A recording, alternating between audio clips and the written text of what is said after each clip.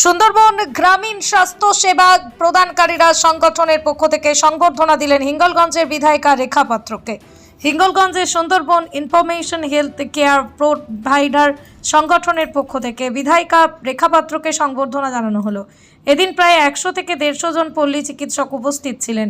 সংগঠনের সদস্যরা জানান, দীর্ঘদিন ধরেই সুন্দরবনের প্রত্যন্ত গ্রামাঞ্চলে তারা নিরলসভাবে স্বাস্থ্যসেবা দিয়ে আসছেন। বাড়ি বাড়ি গিয়ে সাধারণ মানুষের চিকিৎসা পরিষেবা পৌঁছে দিচ্ছেন তারা, যা গ্রামীণ স্বাস্থ্য ব্যবস্থায় গুরুত্বপূর্ণ ভূমিকা পালন করেছে।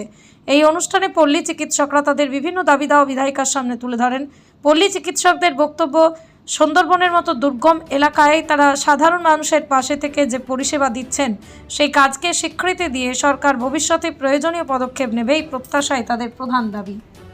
আমরা দিদিকে আজকে সংবর্ধনা দিলাম আমাদের বিভিন্ন কাজের দাবি দেওয়া এবং আমাদের দিদিকে সম্মান, আমাদের সুন্দরবন গ্রামীণ ইনফরমাল হেলথ কেয়ার প্রোভাইডারদের পক্ষ থেকে আমরা আজকে দিদিকে একটা স্মারক সম্মান দিলাম, তাকে আমরা স্মারক সম্মান জানালাম। আমাদের দাবি ছিল যে আমরা 6 মাসের ট্রেনিং পেয়েছি, সেই 6 মাসের ট্রেনিংয়ে আমাদের কোনো কাজ পাইনি বিগত সরকারের আমলে। এই সরকারের আমলে যাতে আমরা কাজ পাই এবং আমরা শংসাপত্র পাই, আমরা যাতে আরো ট্রেনিংটা ভালোভাবে বিজ্ঞানসম্মতভাবে ট্রেনিংটা পাই, সেই জন্যই আমরা নেতৃত্ব অনুযায়ী আমরা সেই মতো আমরা চলছি, এখনো চলার চেষ্টা করছি। আমরা শিকার হয়েছি এবং অনেকেই আছে এখানে শিকার হয়েছে। 2018 সালে লোকসভার পরে 2021-এ আমি পরের দিন আমাকে একটা সালিসি সভায় ডেকে যথেষ্ট জরিমানা করে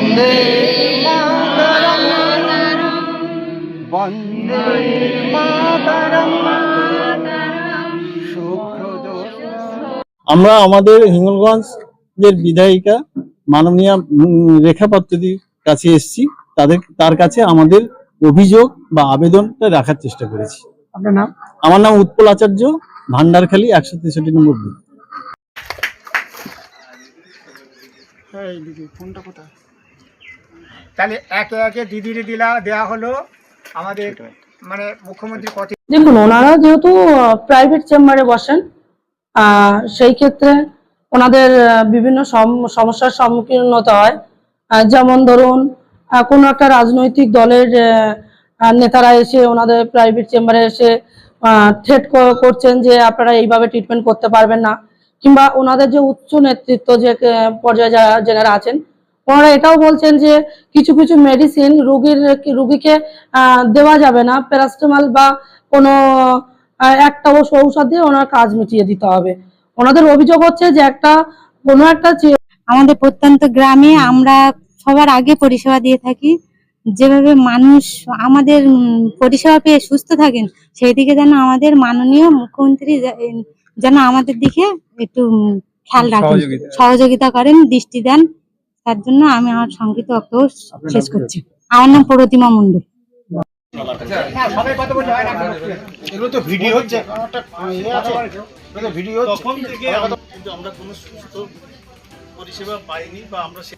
আমরা আজকে সুন্দরবন ইউনিয়নের আমরা পল্লী গ্রামের পল্লী চিকিৎসকরা সব আমাদের মাননীয় বিধায়িকা রেখা পাত্র মহাশয়ের এখানে এসছি আমাদের কিছু দাবি দাবা নিয়ে। আমরা সংগঠন করি, সংবর্ধনা দিলাম এবং ওনার কাছ থেকে আমরা আমরা হেলথ প্রোভাইডারের ট্রেনিং দিয়েছিলাম বারাসত হসপিটাল থেকে, তার একটা স্মারকলিপি ওনাকে আবার তুলে দিলাম। এবং আমরা বিগত সরকারে কোনো কিছু সুযোগ সুবিধা এটা আমাদের হয়নি, যার জন্য ওনার হাতে তুলে দিলাম। এবং ওনাকে যথাযোগ্য সম্মান এবং উপস্থিত আমার ডাক্তার সতীর্থ বন্ধুদেরও সকলকে যথাযোগ্য সম্মান জানিয়ে দু একটা কথা বলছি, সংগঠনের দিকে বলছি। আমি ডাক্তার গোবিন্দ মণ্ডল এসেছি। হিঙ্গলগঞ্জ ব্লকের যে সমস্ত গ্রামীণ ডাক্তাররা আছে তাদের সঙ্গেও আমি সামিল হয়েছি।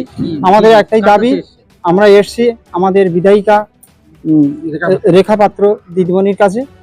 তাদের কাছে আমার একটাই দাবি যে আমরা যে সমস্ত ডাক্তারবাবুরা আছেন প্রত্যন্ত জায়গায় আমরা নিজেদের পরিষেবা দিয়ে এবং রাত বিরেত 18 সালে আমাদের একটা ট্রেনিং এর ব্যবস্থা হয়েছে। আমাদের অশোকনগর হসপিটালে আমাদের ট্রেনিং এর ব্যবস্থা হয়েছে।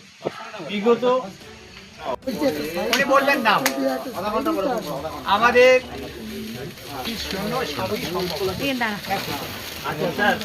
তাদেরকে তাদের উদ্দেশ্যেই বলছি যে তারা যে কাজটা করেছিল, যে জঘন্যতম নিম্ন মানসিকতার কাজটা করেছিল, সেই তুলনায় আমরা কিন্তু কিছু করিনি। আমরা